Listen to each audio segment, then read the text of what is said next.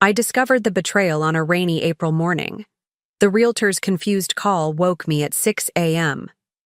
Mrs. Cooper? I'm at the Pinewood property with potential buyers who claim they already have a purchase agreement. There must be some mistake. My stomach dropped as I gripped the phone tighter. I owned 3 investment properties in Portland, my financial security, my future, and I had no plans to sell any of them. Before we jump back in, tell us where you're tuning in from, and if this story touches you, make sure you're subscribed, because tomorrow I've saved something extra special for you. There must be some mistake, I repeated to Mark, the realtor who had helped me purchase the Pinewood apartments 2 years ago. I never authorized any sale. My hands trembled as I pulled, on jeans and a sweater, still clutching my phone. Daniel, my husband of 8 years, rolled over in bed, mumbling something about it being too early for calls. The buyers have paperwork with signatures, Jessica, Mark continued, his voice tense. They're saying the sale was arranged through Eleanor Mason. Isn't that your mother-in-law? The world seemed to tilt sideways. Eleanor. Of course it was Eleanor. My mother-in-law had been increasingly desperate for funds to pay for my sister-in-law Vanessa's extravagant June wedding. A destination ceremony in Santorini, followed by a 300-person reception at Lakeside's most expensive venue, had pushed the budget well into 6 figures.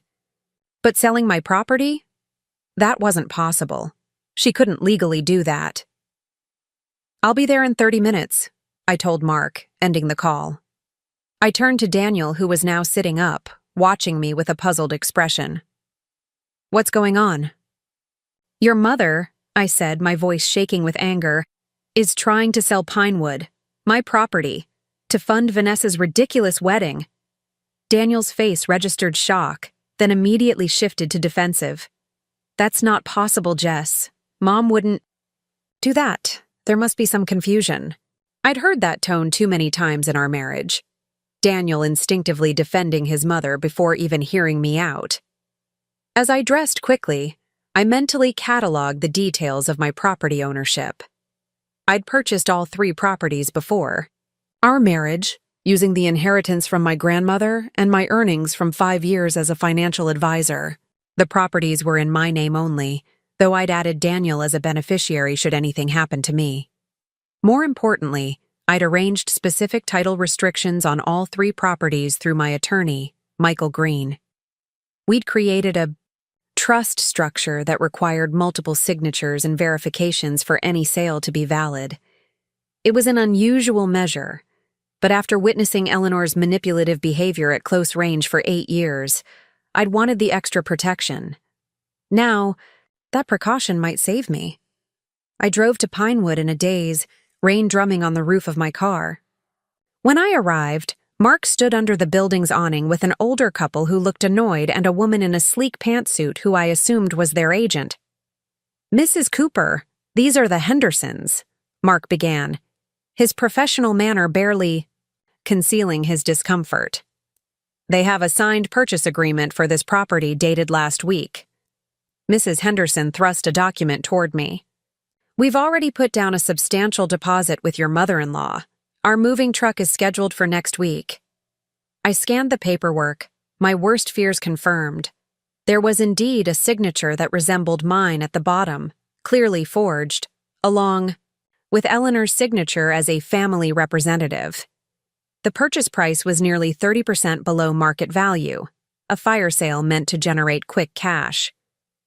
This signature isn't mine, I said firmly, and my mother-in-law has no legal authority to sell this property.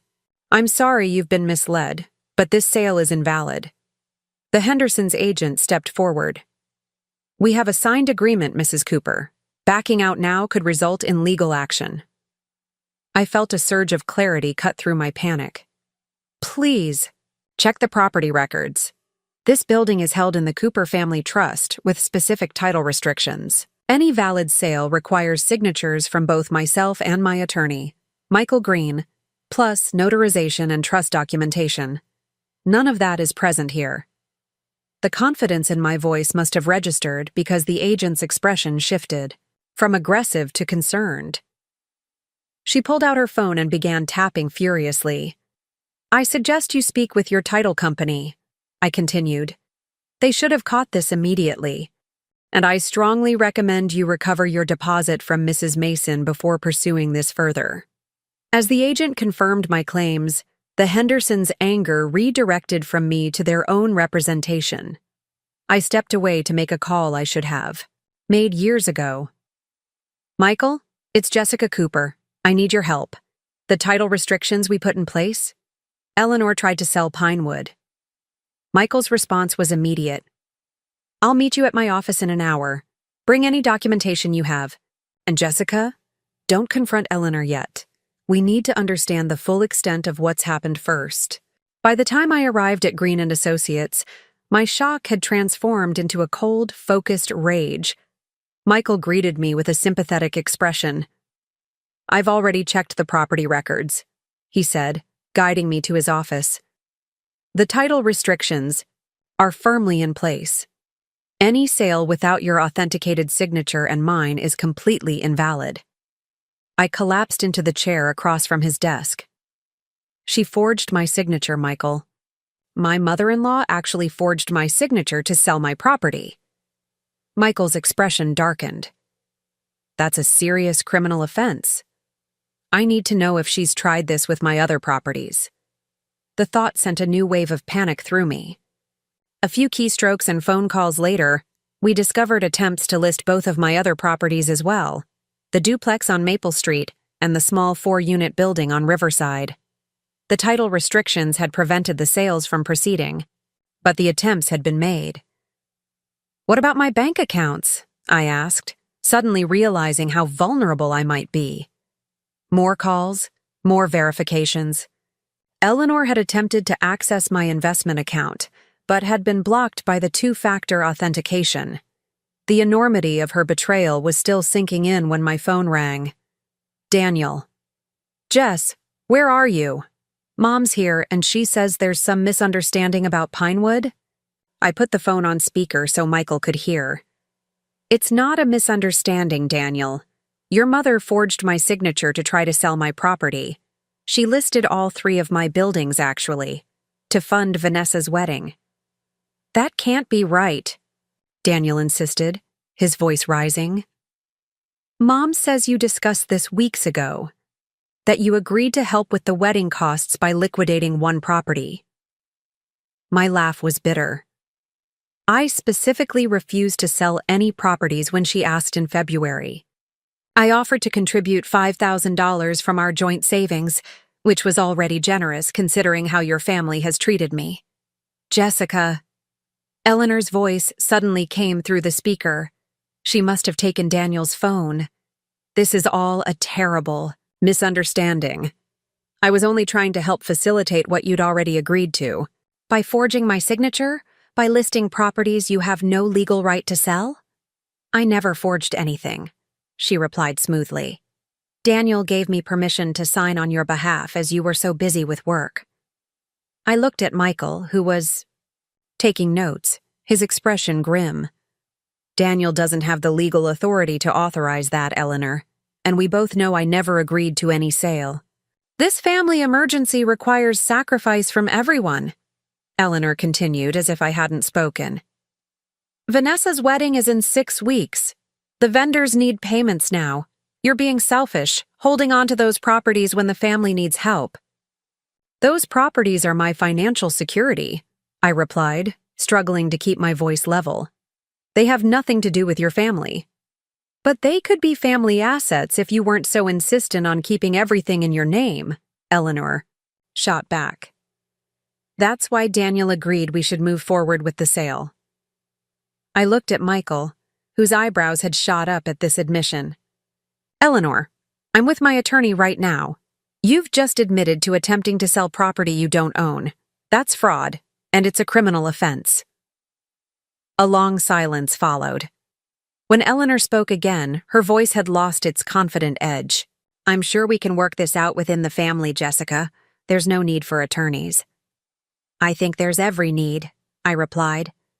Preparing and narrating this story took us a lot of time, so if you are enjoying it, subscribe to our channel. It means a lot to us. Now back to the story. Don't contact me again except through Michael. And Daniel? I added, knowing he was listening. I'll be staying at Sophia's tonight. I need time to think. As I ended the call, Michael leaned forward. Jessica, this goes beyond a family disagreement. This is criminal fraud, identity theft, and attempted conversion of assets. You need to decide how you want to proceed.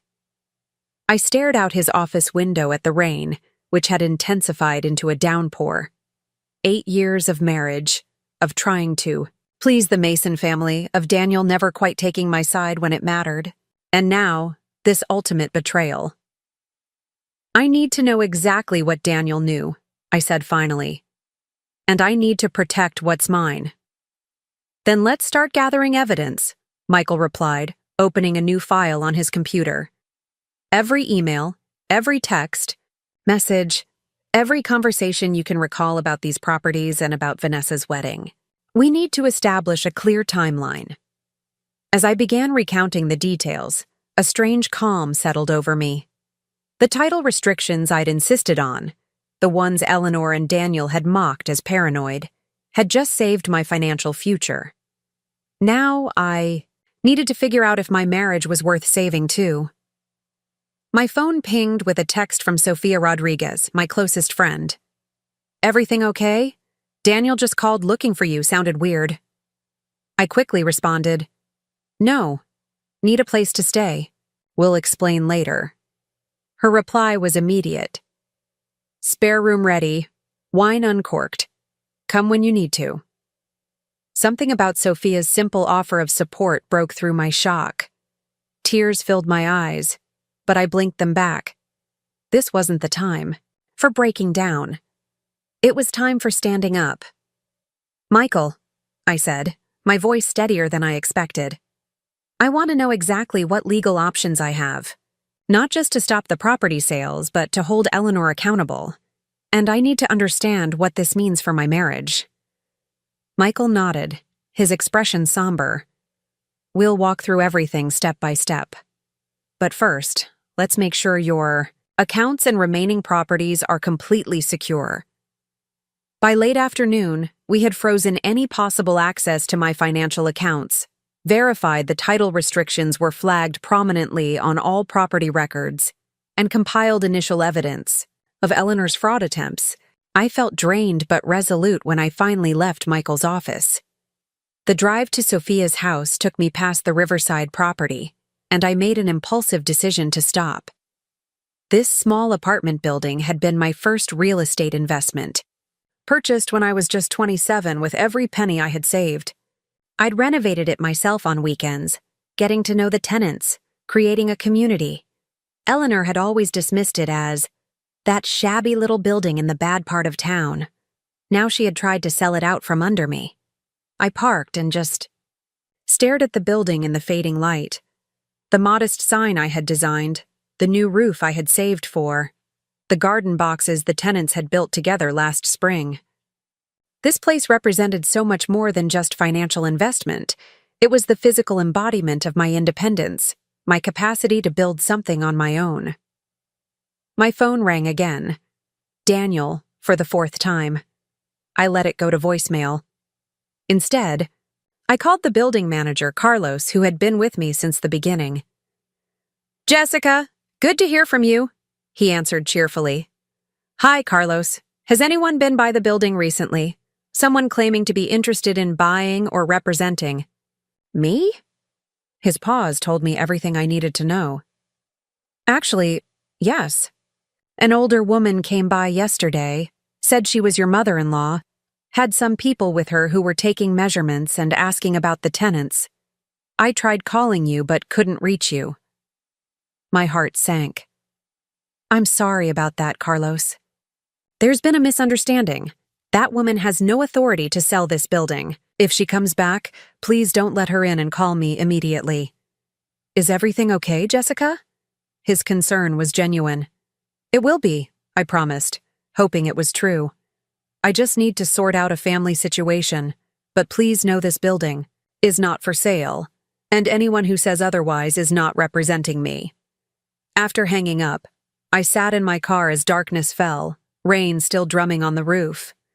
8 years of marriage, dissolving in a single day because of garden parties in Santorini and Eleanor Mason's entitlement. I finally started the car and headed to Sophia's, my mind made up.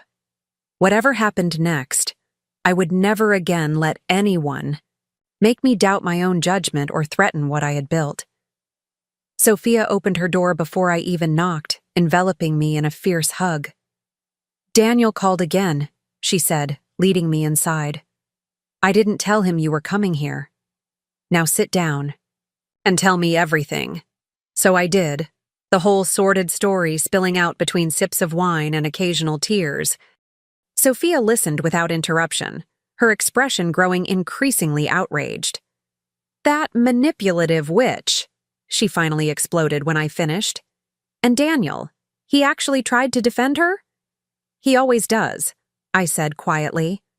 "That's the problem. It's never really been me and Daniel as a unit. It's always been Daniel and his family, with me on the outside."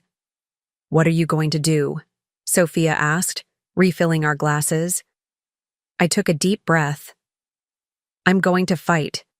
Not just to protect my properties, but to finally stand up for myself. Michael thinks we have enough for criminal charges against Eleanor." "Good," Sophia nodded firmly. "She deserves it." "But that's not enough," I continued. "I need to understand exactly what Daniel knew. If he authorized her to forge my signature." Sophia's expression softened. "That would be the end, wouldn't it?" "Yes," I whispered, finally admitting it to myself. "It would." My phone pinged with another text. Daniel again. "Please come home. We need to talk about this face to face." "Mom?" Is upset and confused. I showed the message to Sophia, who rolled her eyes. Still making it about her feelings. Typical. I didn't respond to the text. Instead, I set my phone aside and really looked at Sophia's home for the first time since arriving. The colorful art on her walls, the books stacked everywhere, the overall sense of comfort and self-expression. Her house felt like her, authentic, warm, unapologetic. When had my own home started feeling like enemy territory? "I can stay up if you want to talk more," Sophia offered as I yawned despite myself. I shook my head. "I'm emotionally exhausted.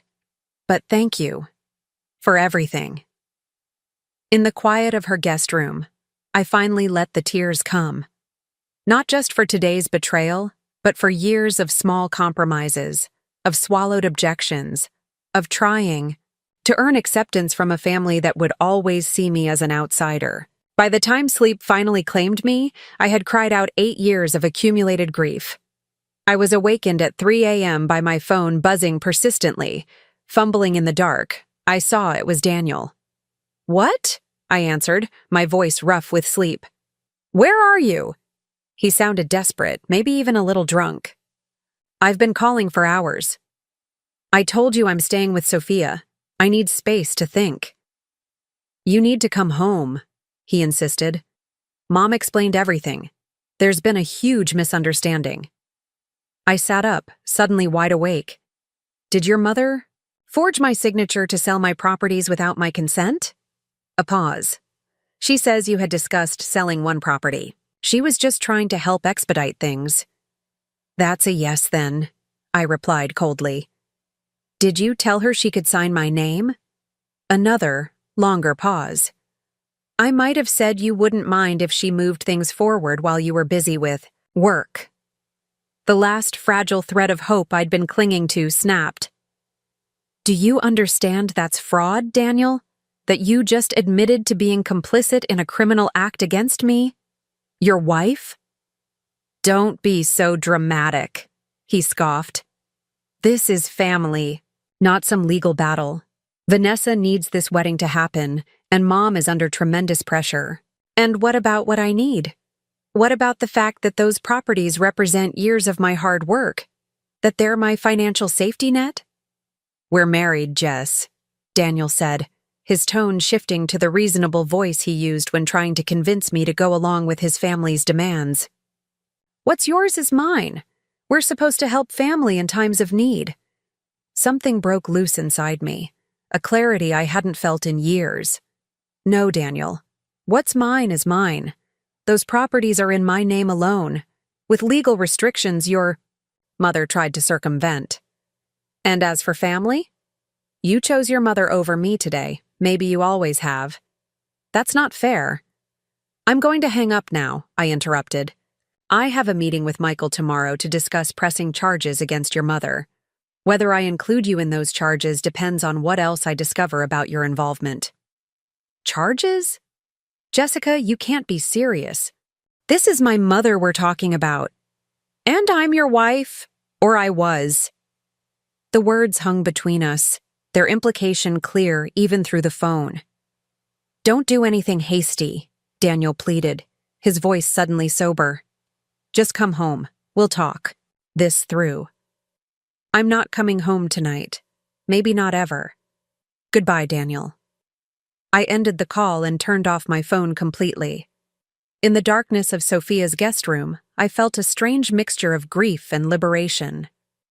Tomorrow would bring difficult conversations, legal complications, and life-altering decisions. But for the first time in years, I would be making those decisions for myself, not to accommodate the Mason family's demands. The title restrictions I had insisted on, the legal precautions Eleanor and Daniel had dismissed as unnecessary, had just saved everything I had worked for. Now it was time to save myself. The morning light filtering through Sophia's guest room curtains woke me just after 7. For a blissful moment, I forgot yesterday's revelations. Then reality crashed back, heavy and unmistakable. I checked my phone, which I'd turned back on sometime during the night. 17 missed calls from Daniel, 5 from Eleanor, 3 from Vanessa, 1 from an unknown number. I ignored them all and texted Michael. Still meeting at 9? His response was immediate. Yes. And Jessica, I did some digging last night. There's more you need to know. That didn't sound promising. I dragged myself to the shower, letting hot water wash over me as I tried to prepare for whatever new betrayals awaited. When I emerged, Sophia had coffee waiting, her expression concerned. You look like you barely slept, she said, pushing a mug toward me. That's because I barely did. I sank into a kitchen chair. Daniel called at 3 a.m. He admitted he told Eleanor she could sign my name on documents. Sophia's eyes widened. That's not just a betrayal. That's illegal. I know. I stared into my coffee. I'm meeting Michael at 9 to discuss pressing charges. Against your husband? Sophia asked softly. The question hung in the air between us. My wedding ring felt suddenly heavy on my finger. I don't know yet. It depends what else I learn today. After breakfast, I drove to Michael's office through morning traffic, my thoughts churning. 8 years of marriage potentially ending over garden parties in Santorini and Eleanor Mason's entitlement. But no, it wasn't really about the wedding. It was about trust, respect, and where Daniel's loyalties truly lay. Michael was waiting in the conference room, not his office. That was my first indication this meeting would be different. My second was the elderly man sitting beside him, impeccably dressed in a tailored suit despite the early hour. Jessica, this is Arthur Winters, Michael said as I entered. He was managing partner at the firm before his retirement. He's also Eleanor Mason's cousin. I froze halfway to my seat. Her cousin? Arthur Winters' expression remained neutral. Second cousin, to be precise. Our mothers were first cousins. I looked at Michael, feeling suddenly vulnerable. I don't understand. Please sit, Arthur said, his voice surprisingly gentle. I believe I have information that will help your situation. I sat cautiously, keeping my eyes on Michael, who nodded reassuringly. Arthur reached out to me last night after hearing about yesterday's events through family channels. Family? Channels? I repeated, unable to keep the bitterness from my voice. Arthur folded his hands on the table. Mrs. Cooper, I want to be clear that my presence here represents a breach of family loyalty. Eleanor would consider this a betrayal. But there are some behaviors I cannot condone, even from family. Something in his dignified manner reminded me of my own grandfather, principled, straightforward. I felt my defensiveness ease slightly. What behaviors specifically? Eleanor has a history of financial improvisation, Arthur said carefully. This isn't the first time she's attempted to appropriate assets that don't belong to her. Michael slid a folder toward me. Arthur has brought documentation of 3 previous incidents involving Eleanor manipulating family members' finances. I opened the folder to find neatly organized records, bank statements, legal correspondence, settlement agreements. The first set dated back 15 years and involved Eleanor borrowing $30,000 from her aunt's checking account without permission. She claimed Aunt Margaret had verbally agreed to lend her the money, Arthur explained. Margaret was beginning to show signs of dementia and couldn't clearly remember whether she'd agreed or not. The family pressured Margaret to let it go rather than involve authorities. The second incident involved Eleanor convincing her brother to add her to his investment account as a co-signer, then withdrawing substantial funds for what she called emergency family needs. The brother had eventually regained his money through legal threats, but had been ostracized by much of the family for taking action against Eleanor. The third and most recent case struck closest to home. 5 years ago, Eleanor had attempted to sell a vacation property co-owned by her husband Richard and his brother, forging Richard's signature on the paperwork. The sale had nearly gone through. Richard covered for her, Arthur said, watching my face as I absorbed this information. Claimed he had given verbal authorization for her to sign on his behalf. The brother was furious but eventually agreed not to press charges to preserve family harmony. 5 years ago, I said slowly.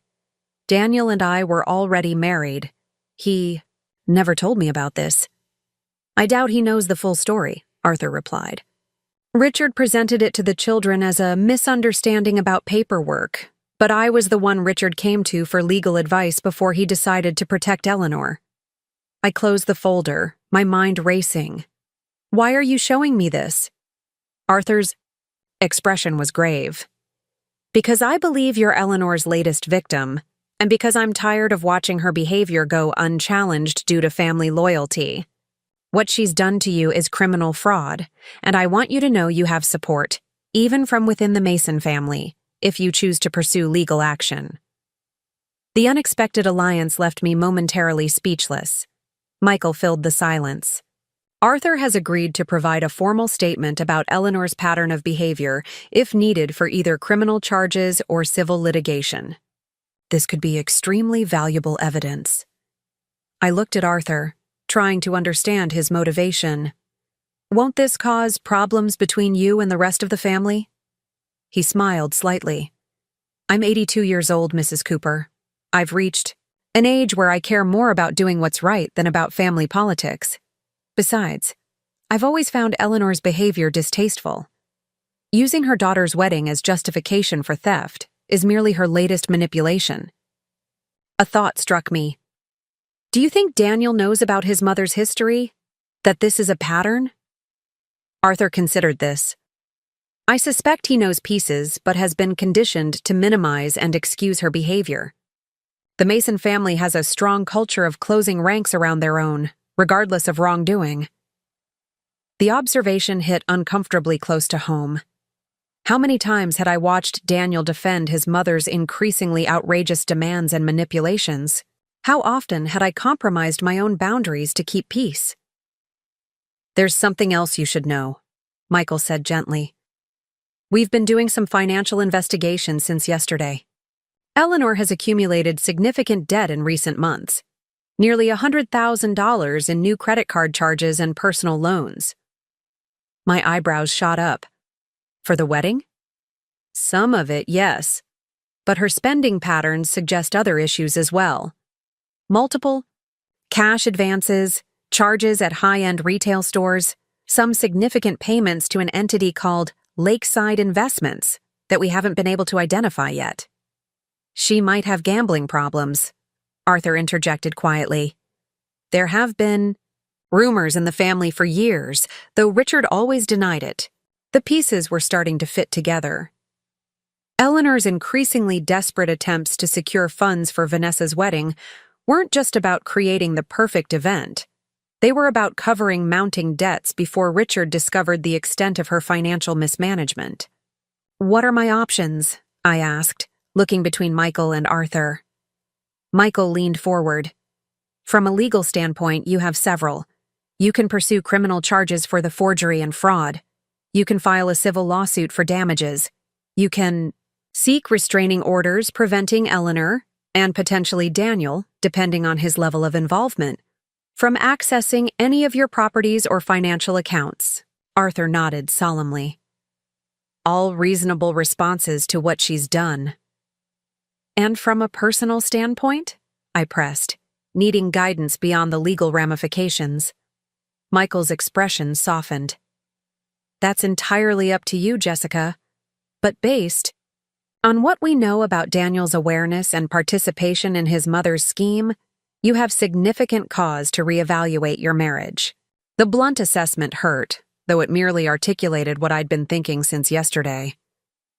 I need to speak with Daniel face to face, to understand exactly what he knew and when.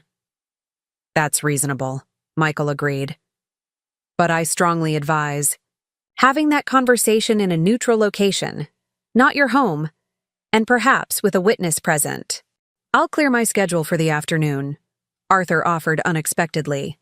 "If you'd like, I can be present for such a conversation. As Eleanor's relative, my presence might help prevent Daniel from dismissing your concerns as overreactions." The "we" offer touched me deeply. "Thank you, but I think this is a conversation Daniel and I need to have alone. I appreciate your support more than I can say, though." Arthur handed me his card with a personal number written on the back. "Call me anytime." "And Mrs. Cooper? I admire your composure in the face of this betrayal.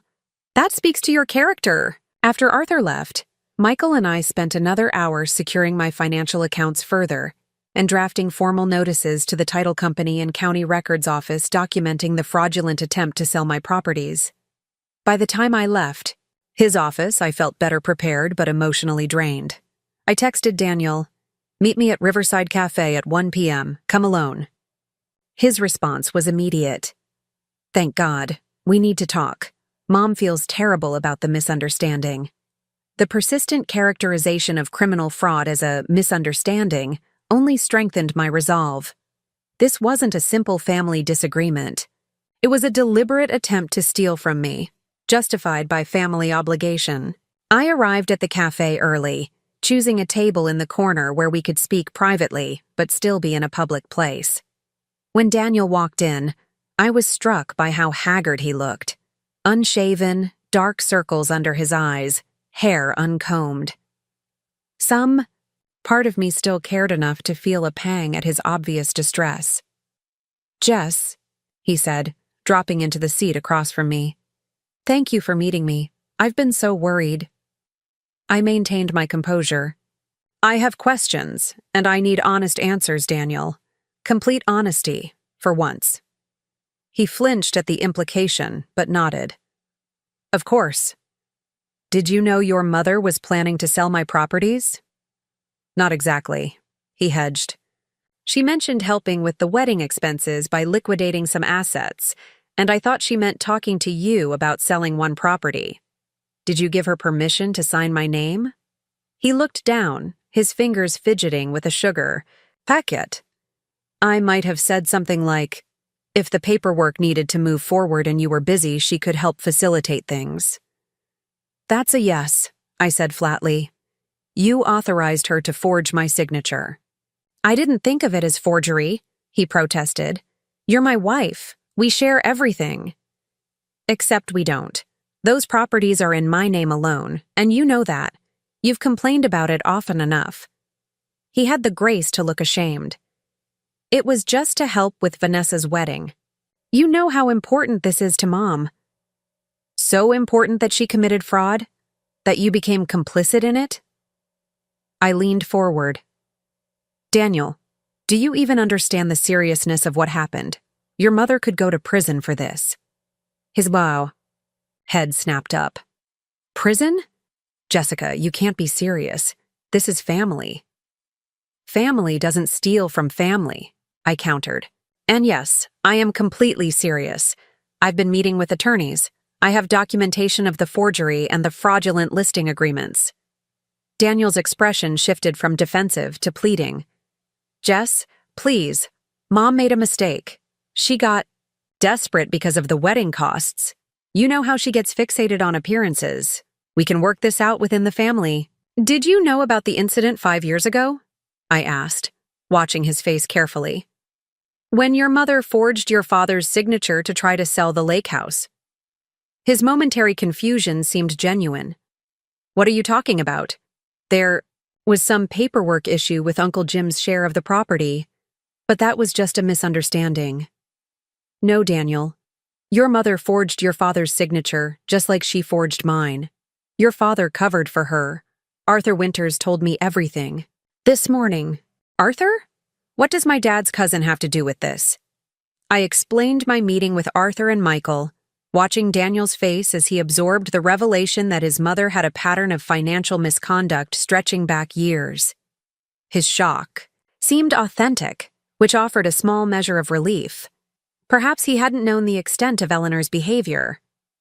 I had no idea, he said finally, his voice hollow. Dad never explained it that way. There's more, I continued, deciding to lay all the cards on the table. Your mother has accumulated substantial debt recently, around $100,000. Some for the wedding, but a lot that can't be accounted for. Arthur thinks she might have gambling problems. Daniel shook his head vehemently. No, that's not possible. Mom is always so careful with money. She tracks every penny. Every penny of other people's money, perhaps. Michael has the financial records, Daniel. The debt is real. He sat back, running his hands through his hair in a gesture of distress I knew well. This can't be happening. It is happening, I said quietly.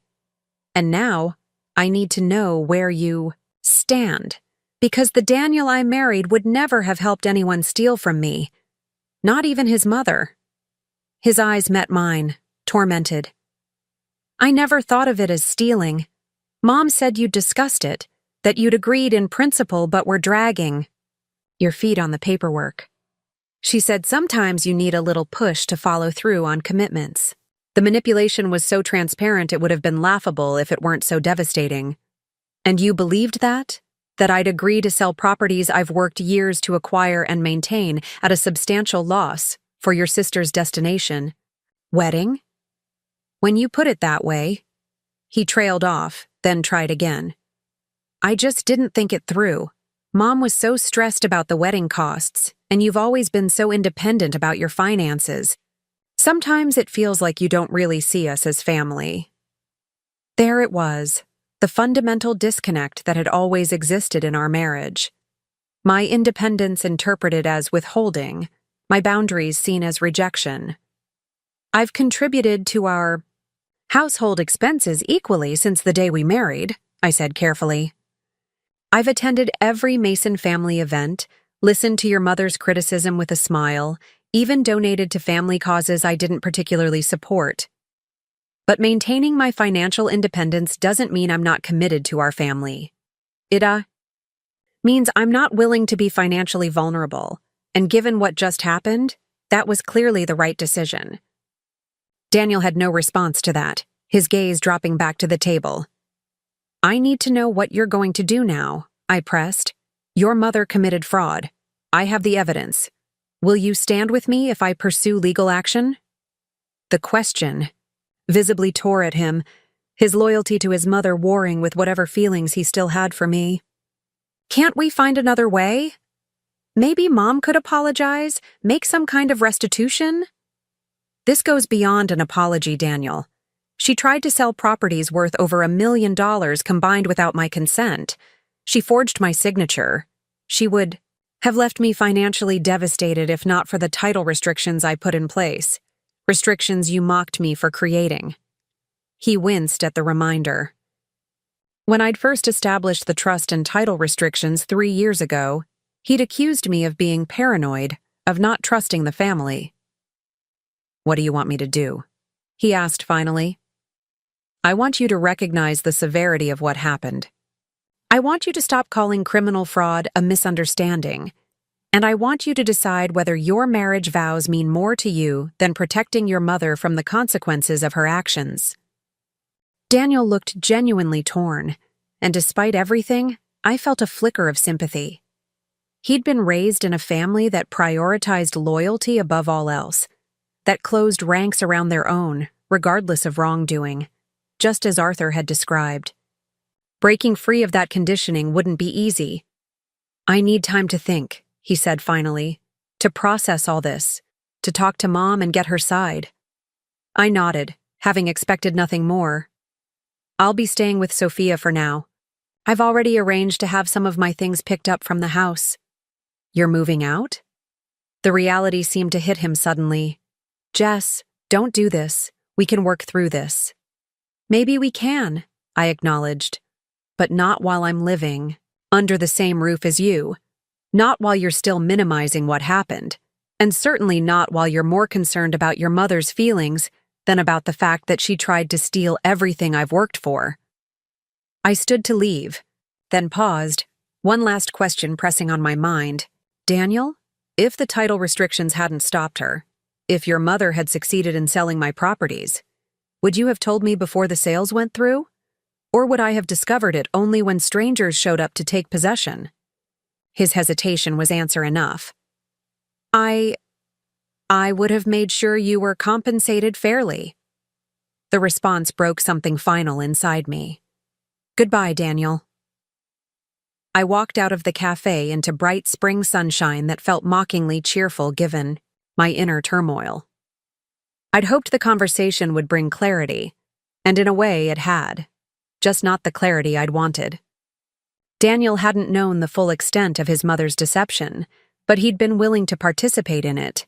He'd chosen family loyalty over his commitment to me, and even now, he couldn't fully acknowledge the wrong that had been done.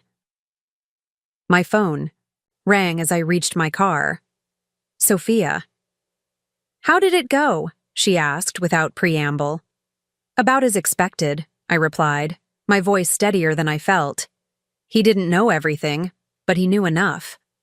"He's still calling it a misunderstanding." Sophia's sigh was audible. "I'm sorry, Jess. What's your next move?" "I need to see the Riverside property," I said, the decision forming as I spoke. "I need to check on things there, make sure Eleanor hasn't caused problems with the tenants." "Want company?" I considered it briefly. "No, I think I need some time alone to think. But thank you." "My door's open whenever you need it," Sophia assured me before hanging up. 20 minutes later, I pulled up to the Riverside property. The small 4-unit building looked unchanged. The fresh paint I'd had applied last summer still bright. The modest landscaping well-maintained. Carlos's truck was parked outside. A welcome sight. He emerged from the building as I approached. Surprise. And then concern crossing his face. "Jessica, I was just about to call you. That woman, your mother-in-law, she's back. With some official-looking people. They're inspecting Unit 3 right now." My blood ran cold. "What? How did they get in?" Carlos looked uncomfortable. "She had keys. Said you'd authorized a pre-sale inspection. I tried calling you again, but—" "It's not your fault," I assured him quickly. "She doesn't have authorization for anything. Those keys must be copies of Daniel's set." I marched toward the building, righteous anger propelling me forward. The door to Unit 3 was open, voices drifting out into the hallway. I recognized Eleanor's immediately, crisp, authoritative, the voice that had intimidated me for years at family gatherings. No more.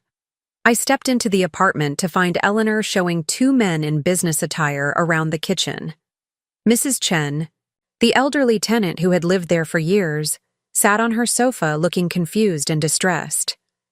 The cabinets will obviously need updating, Eleanor was saying, but the space has potential for— Get out of this apartment, I interrupted, my voice cutting through the room like a blade. Now! Eleanor turned, momentarily startled before her expression settled into practiced disdain. Jessica, dear, I was just showing the property assessors around. Nothing to concern yourself with. These are not authorized inspections, I addressed the men directly. This woman has no legal right to show this property or discuss its sale. She has fraudulently presented herself as having authority she does not possess. The men exchanged uncomfortable glances. One stepped forward, extending a business card. James Wilson, Wilson Property Assessments. We were contracted by Mrs. Mason to evaluate 3 properties for potential sale. I took the card. Mr. Wilson, I am Jessica Cooper, the legal owner of this building. Any sales authorization Mrs. Mason claimed to have is fraudulent. My attorney has already documented the forgery and fraudulent listing attempts. Eleanor's composure slipped slightly. Don't be dramatic, Jessica. Daniel and I were simply moving things forward while you were busy. The family needs these funds for Vanessa's wedding. You've known that for months. I turned to Mrs. Chen, who was watching the confrontation with wide eyes. Mrs. Chen, I apologize for this intrusion. Your home is not for sale. You will not be displaced. I promise you that. Relief washed over the elderly woman's face. Thank you, Miss Jessica. I was worried when they started measuring everything. I faced Eleanor again, finding a strange calm in my fury. You need to leave this building immediately. If you return, or attempt to access any of my properties again, I will call the police and file additional charges beyond those my attorney is already preparing. Charges? Eleanor's voice rose an octave. Don't be absurd. This is a family matter. My forgery and fraud are criminal offenses, not family matters, I replied evenly. The fact that you're my mother-in-law doesn't give you the right to steal from me. The assessors were already backing toward the door, clearly wanting no part of this family drama. We'll, put our valuation on hold pending resolution of ownership questions, James Wilson mumbled. Once they were gone, Eleanor's polished veneer cracked completely. How dare you humiliate me like that, after everything our family has done for you? What exactly has your family done for me, Eleanor? I asked quietly. Besides criticize my career choices, question my commitment to Daniel, and now attempt to steal my financial security? We welcomed you, she snapped. We included you in a family far above your modest origins. And this is how you repay that generosity? By refusing to help when Vanessa needs you? The classism that had always simmered beneath the surface of her treatment of me was now fully exposed. In Eleanor's mind, my marriage to Daniel had been an elevation of my status, a favor granted that required perpetual gratitude and compliance. I offered to contribute $5,000 to Vanessa's wedding, I reminded her. You dismissed it as inadequate. Now I understand why. You needed much more to cover the debts you've been accumulating. Eleanor paled slightly. What are you talking about? The credit card debt, the personal loans, the payments to Lakeside Investments. Does Richard know about any of that, I wonder? For the first time since I'd known her, Eleanor Mason looked genuinely frightened. You don't know what you're talking about. I know enough, I replied. Enough to understand that this wasn't just about Vanessa's wedding. You're in financial trouble, and you saw my properties as the solution. She drew herself up, dignity reasserting itself. I've made some investments that temporarily strained our liquidity. The wedding expenses simply came at an inconvenient time. Once Richard's year-end bonus comes through, save the explanations for your husband, I cut her off. And for the authorities, if it comes to that. Now I want the keys you used to access this building. I don't have to— The keys, Eleanor. Now. I held out my hand, surprised by my own steadiness. After a moment of tension, She reached into her purse and extracted a keyring with several keys. "These are Daniel's copies," she said stiffly. "He'll need them back." "I'll make sure he gets new ones if necessary," I replied, pocketing the keys. "Now leave, and don't come back." Eleanor gathered her designer handbag and jacket, her movements precise despite her obvious anger. At the door, she paused. "Daniel will never choose you over family. You know that, don't you?" The comment was designed to wound, and it found its mark. But I refused to show it. That's for Daniel to decide. But regardless of his choice, I deserve better than what either of you have offered. After she left, I sank onto Mrs. Chen's sofa, suddenly exhausted. The elderly woman patted my hand sympathetically. "Family trouble's very hard," she said in her limited English. "You strong woman. You be okay." I smiled at her simple encouragement. "Thank you, Mrs. Chen. And I'm so sorry about this intrusion." "No worry, I know you good landlord. Not sell my home." Her faith in me was touching. I spent the next hour checking on all the tenants, reassuring them their homes were secure, then reviewing the property with Carlos to make sure Eleanor hadn't caused any damage or problems beyond the unauthorized entry. As the afternoon waned, I found myself sitting on a bench in the small garden behind the building, watching the spring sun begin its descent. My phone vibrated with a text from Michael.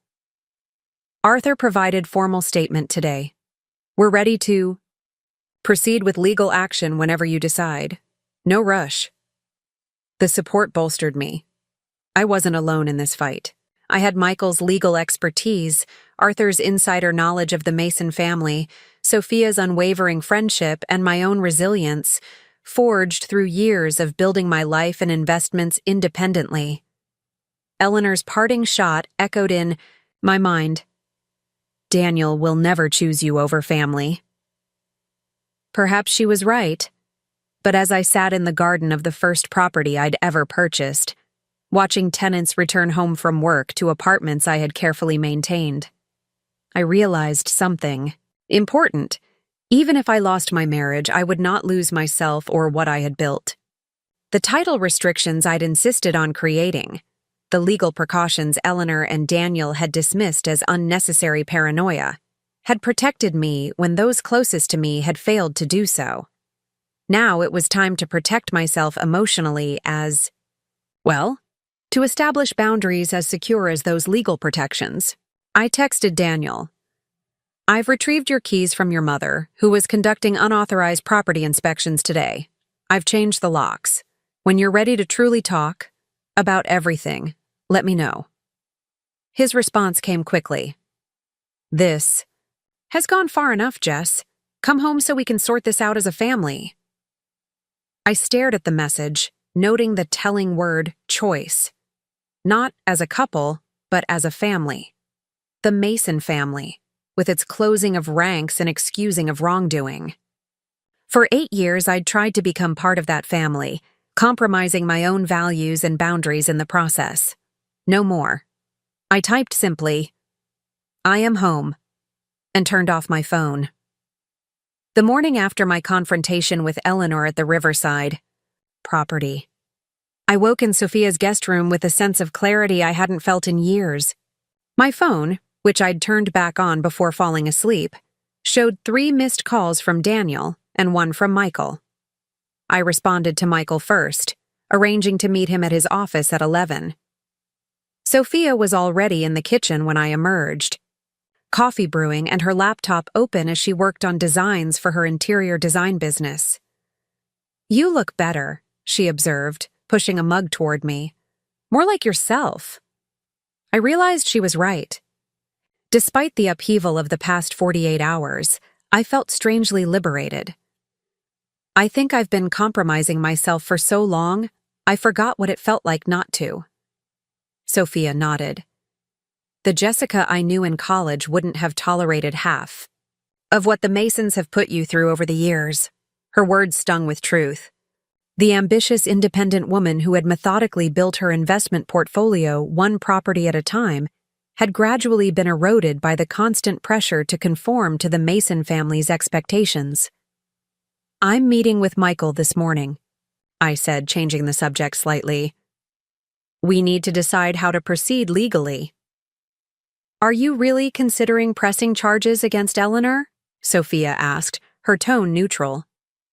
I sipped my coffee, considering the question carefully. I think I have to. This isn't just about me anymore. Arthur revealed a pattern of financial misconduct stretching back years. If Eleanor faces no consequences this time, she'll just find another victim. What about Daniel? The question I'd been avoiding. I don't know yet. He was complicit, but I don't think he understood the full extent of what his mother was doing. Is that enough? Sophia pressed gently. Being too willfully blind to see his mother's crimes against his own wife? Before I could answer, my phone rang. Daniel again. After a moment's hesitation, I answered. Jess, he sounded relieved. Finally, we need to talk. Mom explained everything. There's been a huge misunderstanding. I closed my eyes briefly, tamping down my frustration at the continued use of that word. What exactly did she explain, Daniel? She didn't know the properties were only in your name. She thought they were marital assets we jointly owned. That's why she didn't think she needed your specific permission. The lie was so transparent it was almost laughable. Daniel, your mother has been criticizing me for years for keeping my properties separate. She knows perfectly well they're in my name alone. Well, she thought you'd change things when we refinanced last year. We didn't refinance the properties last year. We refinanced our house. The properties were never part of that discussion. A pause. Maybe she confused. Stop, I interrupted. Just stop. Your mother knew exactly what she was doing.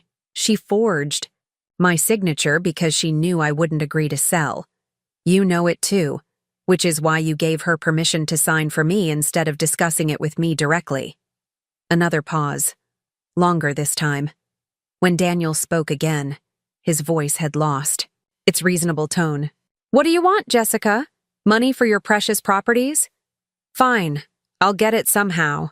But this has to stop. You're tearing the family apart over what was honestly just an attempt to help Vanessa. This isn't about money, I said quietly. It's about trust. It's about respect. It's about the fact that your mother committed fraud and you helped her do it. So what now? You're going to press charges? Have my mother arrested? Destroy our family over some paperwork?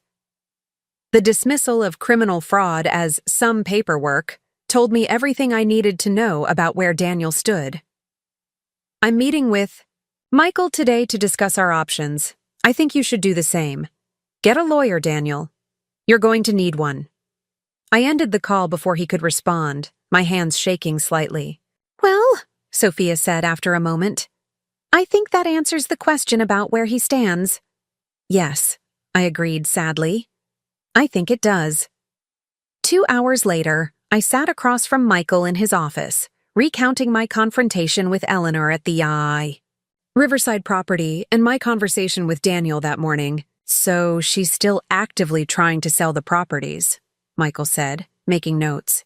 Even after being caught in the forgery. That's bold. Eleanor has always been bold, I replied. She's used to getting what she wants. And she's desperate. For money right now. Michael nodded. The financial investigation has turned up more concerning information. Those payments to Lakeside Investments we noticed? It's a private gambling club.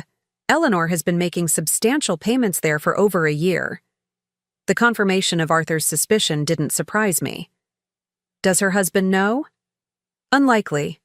The credit cards and personal loans are all in her name only. She's been careful to keep them separate from family finances. Until she ran out of options and turned to my properties, I concluded grimly. Exactly. Michael set down his pen. Jessica, it's time to make some decisions about how you want to proceed. We have several options. He laid them out methodically, his legal training evident in his clear explanation of the potential pathways forward. We could pursue criminal charges against Eleanor for forgery and fraud, which could potentially result in her arrest and prosecution. We could file civil litigation seeking damages for the attempted theft and the disruption to my business operations. We could pursue both simultaneously. And what about Daniel? I asked, the question heavy in my heart. Michael's expression softened slightly. Based on what you've told me, Daniel was complicit, but perhaps not fully aware of the extent of the fraud. He gave verbal permission for his mother to sign documents on your behalf, which is still legally problematic, but less clearly criminal than Eleanor's direct forgery. So I could pursue charges against Eleanor without necessarily including Daniel. You could, Michael confirmed, though his involvement would likely come to light during any investigation. At minimum, he would be called as a witness. I considered this, trying to separate my emotional response from the practical reality. What would you advise? From a purely legal standpoint, you have an extremely strong case against Eleanor. The forgery is documented, we have evidence of her attempting to access your accounts, and now witness testimony about her unauthorized property inspections. With Arthur's statement about her pattern of behavior, a prosecutor would likely be very interested. He paused, then continued. From a personal standpoint, this is obviously complicated by family relationships. Criminal charges would almost certainly end your marriage, as Daniel would be forced to choose sides in a very public and consequential way. The blunt assessment hurt, but I appreciated Michael's honesty. I think the marriage might be over. Already, I admitted quietly. Daniel is still framing this as a misunderstanding that I'm blowing out of proportion. He doesn't see the severity of what his mother did, or his own role in it. Michael nodded sympathetically. I'm sorry, Jessica. I know this isn't what you wanted. No, I agreed. But it's what I need to deal with now. I straightened in my chair, decision forming. I want to proceed with both criminal and civil action against Eleanor. I'll leave Daniel's involvement for the authorities to determine based on evidence. Are you certain? Once this process starts, it can't easily be stopped. I'm certain, I replied, surprised by my own steadiness. Eleanor has been doing this for years, according to Arthur. She's hurt other family members and faced no consequences because everyone closed ranks to protect her. That stops now. Michael made some notes, then looked up. There's one more thing we should discuss. In addition to legal action, we should take steps to formally secure your properties and document their current condition. If Eleanor is still actively trying to sell them, there's a risk she might take more desperate measures. What kind of measures? Property damage, tampering with tenant relationships, anything that might devalue the properties or create problems for you as the owner. I've seen vindictive family members do considerable damage when they feel cornered. The suggestion sent a chill through me. I hadn't considered that Eleanor might physically target the properties themselves. What do you suggest? A formal property assessment and documentation of current condition. Security cameras, if there aren't already some, installed. Written statements from tenants about any interactions with Eleanor or others claiming to represent you. And formal notification to all relevant parties, real estate agents, property management companies, title companies, about the fraudulent attempts so they're on alert. I nodded, making mental notes. I'll start on that today. One more thing, Michael added. You might want to consider restraining orders to legally prevent Eleanor, and possibly Daniel, from accessing the properties at all. The thought of taking out a restraining order against my own husband was jarring, but I forced myself to consider it objectively. If Daniel was still supporting his mother's actions, he might help her continue her attempts to undermine my ownership. Let's prepare the paperwork for restraining orders, I decided. I'll decide whether to file against Daniel after I've had a chance to speak with him again. Michael looked relieved. I think that's wise. We can have everything ready to file, if needed. By the time I left Michael's office, we had a comprehensive plan in place. He would begin preparing the criminal complaint against Eleanor while I secured the properties and gathered additional documentation. We scheduled a follow-up meeting for 2 days later to review everything before formal filing. As I walked to my car, I felt a strange mix of sadness and determination. This wasn't how I'd imagined my life unfolding, preparing legal action against my mother-in-law while my marriage crumbled. But I couldn't ignore the clarity that had come with Eleanor's betrayal. For years, I'd compromised to maintain peace, allowed boundaries to be pushed for the sake of family harmony. That time was over. My phone rang as I reached my car. An unfamiliar number. Jessica Cooper? A woman's voice I didn't recognize. Yes? This is Vanessa. We need to talk. My sister-in-law, Daniel's younger sister and the bride-to-be whose wedding had become the justification for Eleanor's theft. In 8 years of marriage, Vanessa and I had never been close. She'd always sided with her mother in any family dispute, viewing me as an outsider who had somehow entrapped her beloved brother. "I'm not sure we have anything to discuss, Vanessa." "Please," she said, her voice lacking its usual entitled edge. "Not over the phone.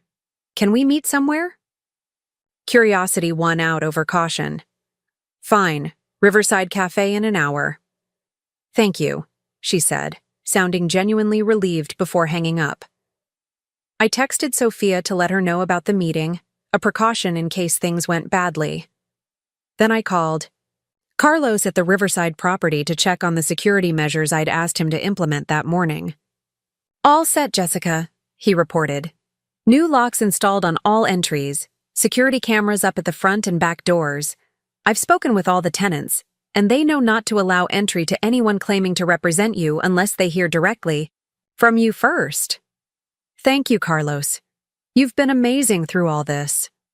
"Hey, you gave me a chance when no one else would," he said simply. "I don't forget things like that." His loyalty touched me deeply. Carlos had been a handyman with a spotty employment record when I hired him 4 years ago.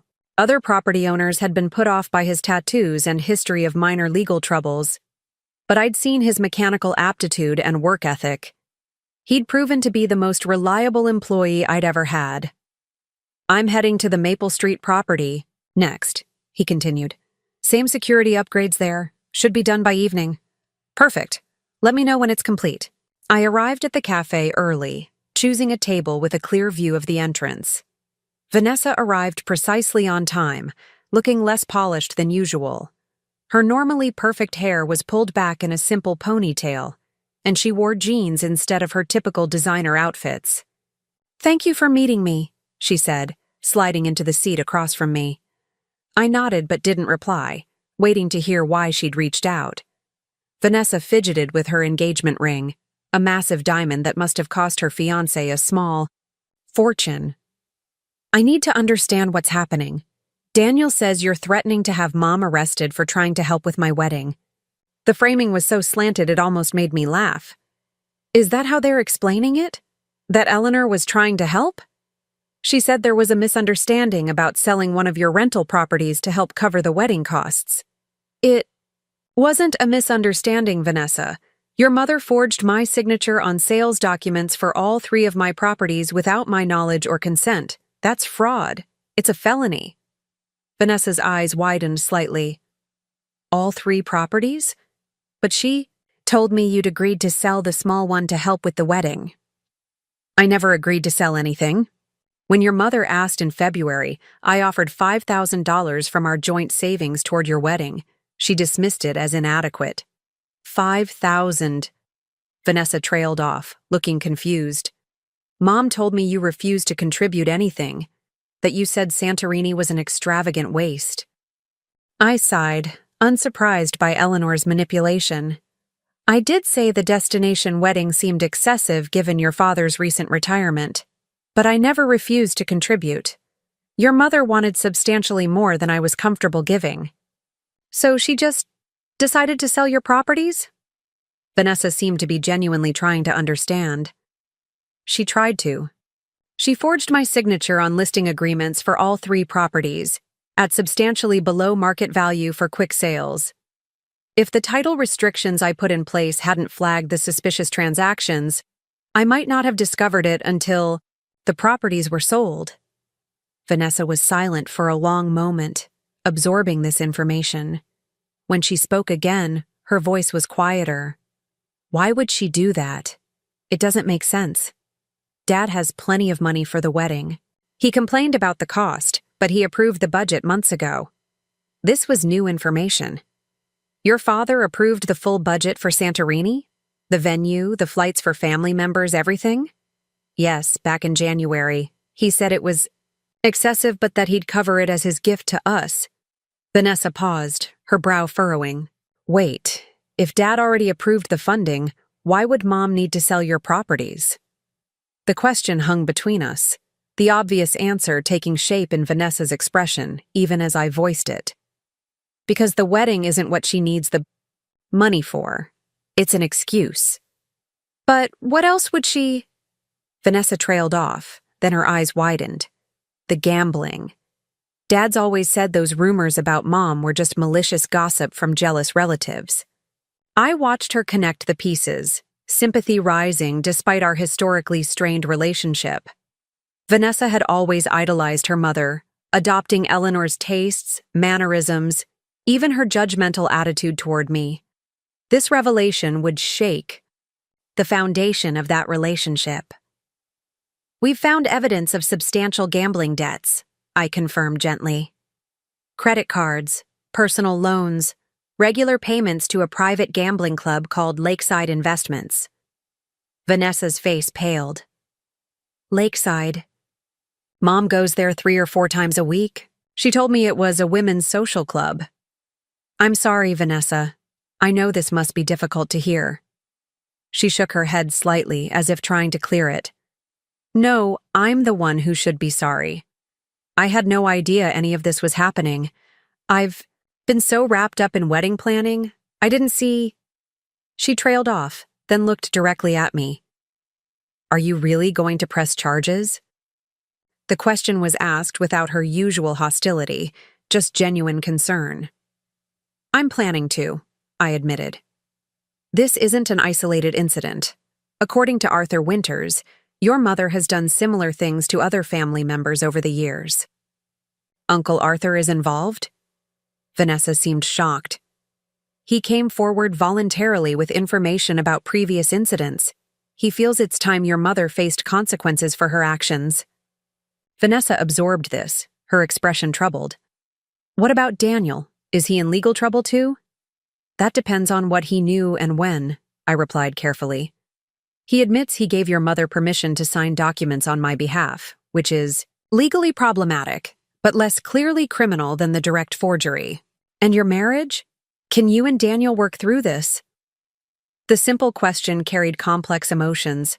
I could see genuine concern in Vanessa's eyes, perhaps the first time she'd ever shown real interest in my feelings. I don't know, I answered. Honestly. Daniel is still minimizing what happened, still defending your mother's actions. He sees this as me overreacting to a family misunderstanding rather than responding appropriately to criminal fraud. Vanessa nodded slowly. That sounds like Daniel. He's always protected Mom, even when... She stopped abruptly. Even when what? She seemed to debate whether to continue, then made a decision. Even when he shouldn't. When we were growing up, Mom could be difficult, especially with money. If things went missing, Dad's wallet, my babysitting money, anything, it was always misplaced or borrowed in an emergency. Daniel would back up whatever story she gave, even when we both knew it wasn't true. The insight into the Mason family dynamics added another layer to my understanding of Daniel's behavior. He'd been conditioned from childhood to cover for his mother's financial misconduct. I'm sorry I've been awful to you, Vanessa said suddenly, catching me off guard. Mom always made it seem like you were trying to separate Daniel from the family, like you thought you were too good for us. I believed her because she's my mother. I never questioned her version of things. The unexpected apology touched me. Thank you for saying that. I never wanted to separate Daniel from his family. I just wanted healthy boundaries. Boundaries aren't really the Mason family specialty, Vanessa said with a sad smile. Something I'm starting to realize I need to work on myself. We sat in silence for a moment, the years of tension between us shifting into something more complex. What happens now? Vanessa finally asked. I move forward with legal action against your mother. I secure my properties against further attempts to sell them, and I try to figure out if my marriage can be saved. And my wedding? The question wasn't asked with her usual entitled tone, but with genuine uncertainty. That's between you and your fiancé, and your parents. My legal actions against your mother might become public, which could complicate things socially. But that's not my primary concern right now. Vanessa nodded, accepting this. I should talk to Dad. He needs to know about Mom's gambling, even if he doesn't want to hear it. That would be wise, I agreed. Arthur might be able to help with that conversation. He seems to have a clear perspective on the family dynamics. As we prepared to leave, Vanessa surprised me again. Whatever happens with you and Daniel, I want you to know I'm sorry for how I've treated you. You didn't deserve that. The simple acknowledgement meant more than I expected. Thank you. That means a lot. And Jessica? Be careful. Mom doesn't handle exposure well. When people confront her about things she's done, she can get vindictive. The warning echoed Michael's earlier concerns. I'll be careful. We parted with an awkward but genuine hug, another first in our 8-year relationship. As I watched Vanessa walk to her car, I felt a complex mix of emotions. The conversation had humanized her in a way our previous interactions never had. Behind the entitled bride-to-be was a woman beginning to recognize the dysfunction in her family and her own participation in it. My phone rang as I reached my car. Michael. Jessica, we may have a problem, he said without preamble. Eleanor just filed a countersuit against you, claiming you've been systematically excluding Daniel from marital assets and financially abusing him by keeping property in your name only.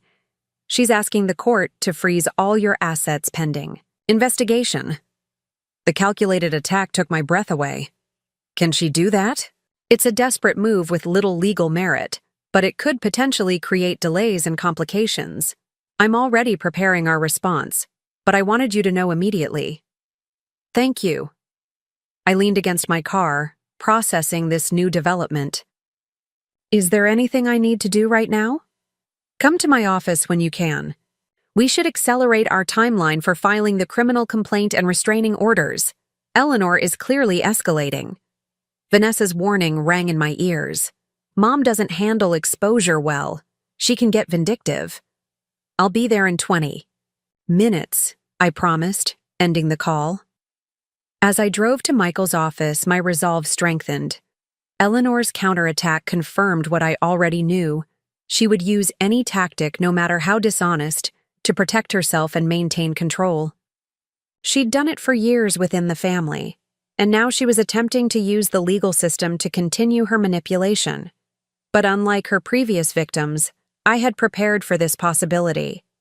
The title restrictions that had prevented her from selling my properties would now serve as evidence of my foresight, not paranoia. The careful documentation of my premarital assets would demonstrate that keeping the properties separate wasn't financial abuse, but prudent asset management.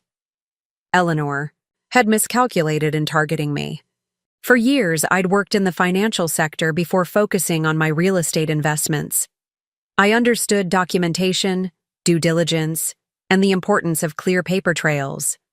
More importantly, I'd finally reached my limit for accommodating the Mason family's dysfunction at my own expense. By the time I arrived at Michael's office, my focus had shifted from uncertainty about pressing charges to absolute determination to see this through.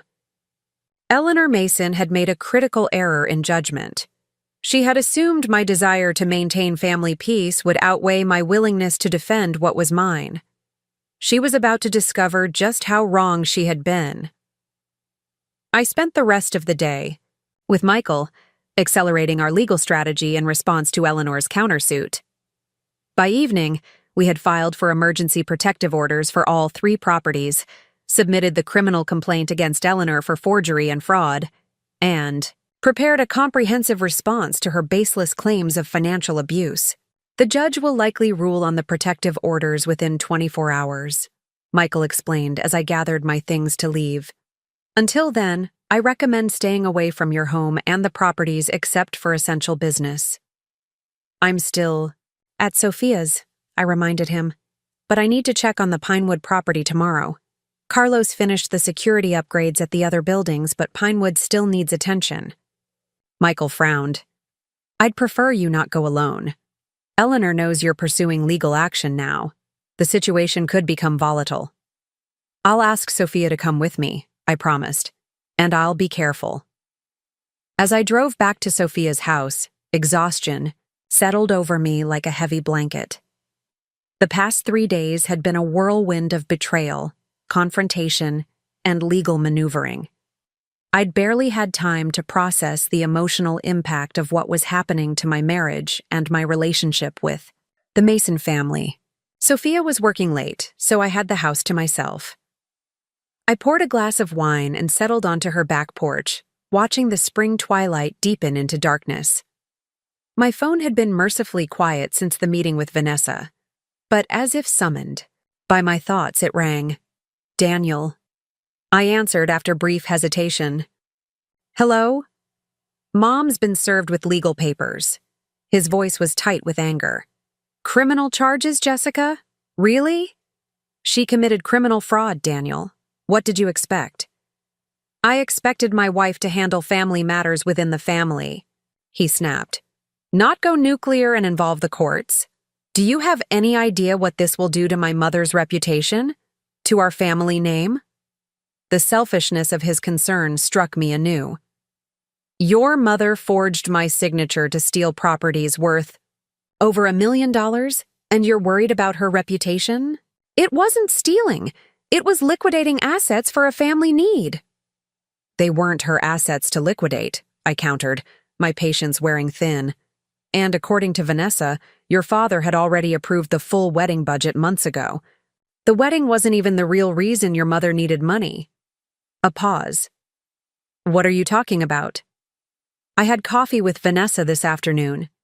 She told me your father approved the Santorini wedding budget in January, which means your mother's claim about needing funds for the wedding was a lie. That doesn't make sense, Daniel said, but I heard uncertainty creeping into his voice. It makes perfect sense when you factor in the evidence of your mother's gambling debts. The cash advances, the personal loans, the regular payments to Lakeside Investments. Lakeside is a women's social club, he protested automatically. It's a private gambling club, Daniel. Your mother has been going there 3 or 4 times a week, according to Vanessa. She's accumulated nearly $100,000 in debt over the past year? Silence stretched between us as Daniel absorbed this information. When he finally spoke, his voice had lost some of its defensive edge. That can't be right. Mom is always so careful with money. With your father's money, perhaps. But she's been hiding these debts in her name only. Michael has the financial records, Daniel. The evidence is clear. Another long pause. Even if that's true, pressing criminal charges is extreme. We can handle this as a family. Get Mom some help if she needs it. I sighed, saddened by his continued inability to see the severity of the situation. This isn't just about getting your mother help. She committed serious crimes that could have left me financially devastated. And it's not the first time she's done something like this. Arthur Winters provided documentation of 3 previous incidents where your mother appropriated family members' assets without permission. Arthur? Daniel sounded genuinely surprised. Mom's cousin Arthur is involved in this? He came forward, voluntarily. He's tired of watching the family protect Eleanor from the consequences of her actions. This is a lot to process, Daniel admitted, his anger seeming to deflate. But Jessica, criminal charges could mean jail time. I can't just stand by and let that happen to my mother. I understand that, I said quietly, and I'm genuinely sorry it's come to this. But I can't ignore what she did either. So where does that leave us? Our marriage? The question I'd been dreading. I don't know, Daniel. You've been complicit in your mother's attempt to steal from me. You gave her permission to sign my name on legal documents. You defended her actions even after learning she forged my signature. These aren't small issues we can just move past. I never meant to hurt you, he said, his voice suddenly tired. I was just trying to keep peace in the family. You know how Mom gets when she's fixated on something. I do know, I acknowledged. But your role as my husband should have been to protect me from that, not facilitate it. What can I do to fix this? The question seemed sincere, though I wasn't sure if he was asking how to fix our marriage or how to extract his mother from legal consequences. First, you need to stop minimizing what happened, I replied carefully. Your mother committed forgery and fraud. It wasn't a misunderstanding or a family matter. It was criminal behavior that would have had serious consequences for me. And then? Then you need to decide where your loyalties lie, Daniel. For 8 years, I've competed with your family for your attention and commitment. I've accepted coming second because I loved you. But I can't stay in a marriage where my husband helps his mother steal from me. The harsh truth hung between us. After a long moment, Daniel spoke again, his voice subdued. I need time to think. To talk to Dad and figure out what's really going on with Mom. I think that's wise, I said. In the meantime, I've filed for emergency protective orders for all 3 properties.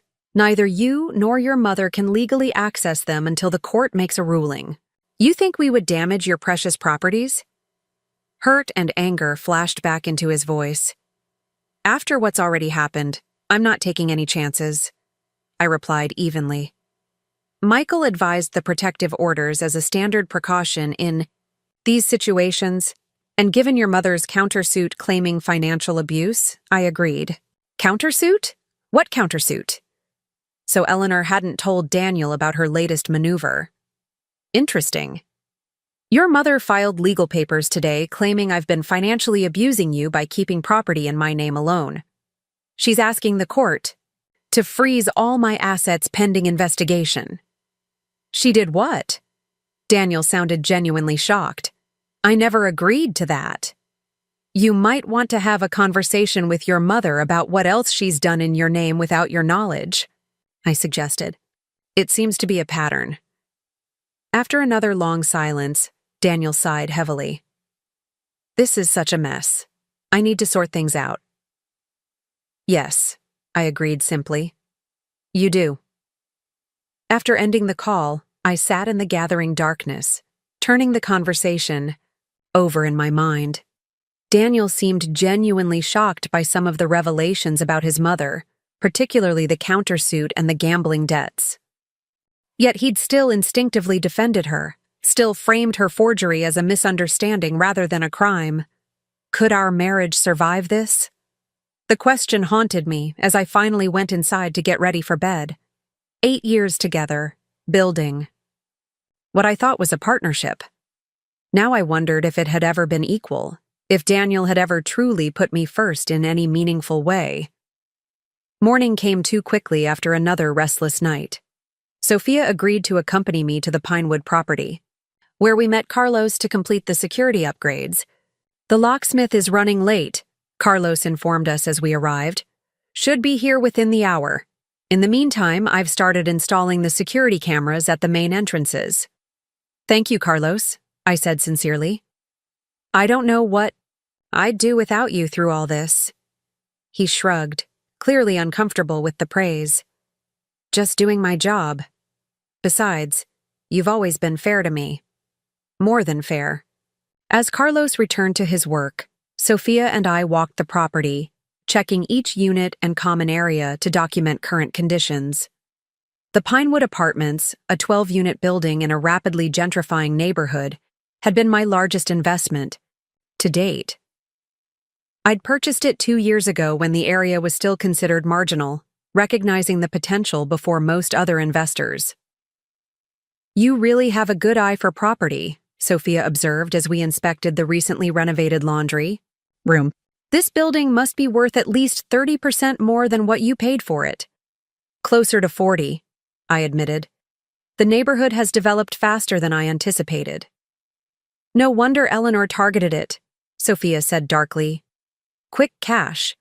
And lots of it. We were completing our inspection when my phone rang. Michael. Good news, he announced without preamble. The judge granted all 3 protective orders. Neither Eleanor nor Daniel can legally come within 500 feet of any of the properties until the hearing next week. I'm having the orders served this morning. Relief washed through me. That's excellent news. We're at Pinewood now, finishing the security upgrades. Perfect timing. The judge also denied Eleanor's request to freeze your assets, citing insufficient evidence for her claims of financial abuse. Her countersuit isn't dismissed yet, but this is a good indication the court isn't taking her allegations seriously. Thank you, Michael, for everything. One more thing, he added. Arthur called this morning. He's spoken with Richard, Eleanor's husband. Apparently, Richard had no idea about any of this, including the gambling debts. Arthur described him as devastated and furious. He's consulting with his own attorney today. The news sent a mixture of emotions through me. On one hand, I felt vindicated that Richard was taking the situation seriously.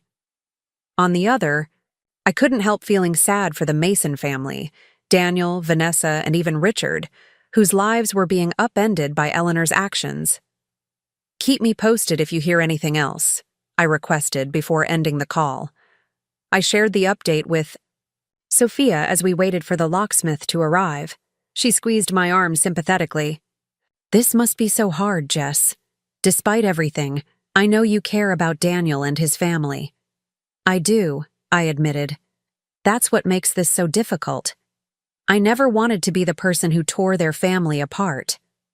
You didn't, Sophia reminded me firmly.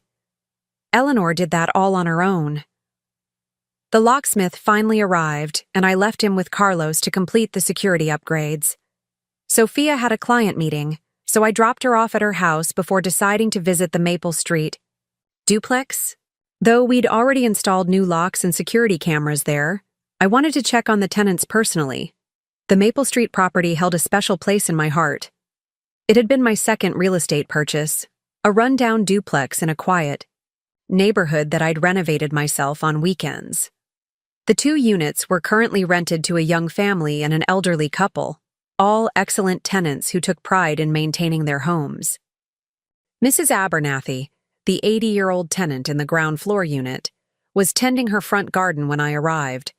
Her face lit up at the sight of me. Jessica, what a lovely surprise. I was just thinking about calling you. Is everything all right? I asked, immediately concerned. Oh, yes, dear. Just wanted to let you know that the new kitchen faucet is working beautifully, and to thank you for sending that nice young man to install the security cameras. Makes an old lady feel safer. I smiled, relieved that nothing was wrong. I'm glad to hear it, Mrs. Abernathy. Any other concerns? She straightened, brushing dirt from her gardening gloves. Well, there was one odd thing.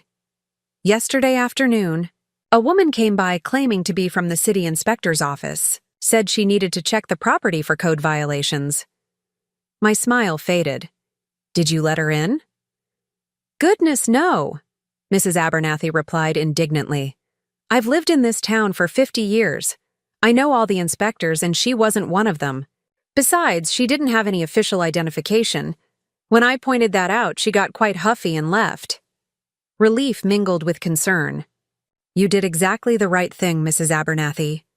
If anyone else comes by claiming to represent me or any official agency, please call me immediately.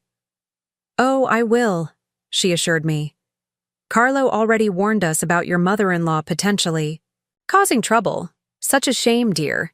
Families should support each other, not cause problems. I smiled at the elderly woman's straightforward assessment. You're absolutely right. After chatting a bit longer with Mrs. Abernathy and checking in with the family in the upstairs unit, I headed back to my car, feeling a renewed sense of purpose. These properties represented years of careful planning and hard work. The people who lived in them trusted me to provide safe, well-maintained homes. I wouldn't let Eleanor's actions threaten that. My phone rang as I was about to drive away. An unfamiliar number. Jessica Cooper? A male voice I didn't recognize. Yes, who's calling? This is Richard Mason, Daniel's father. I tightened my grip on the phone, surprised. In 8 years of marriage to Daniel, I'd never received a direct call from Richard. Our interactions had always been at family gatherings, where he was typically quiet and deferential to Eleanor. Richard, hello, I managed, unsure what to expect. I'd like to meet with you, he said, his voice formal but not hostile. To discuss recent events? Would that be possible? I hesitated, uncertain if this was a good idea.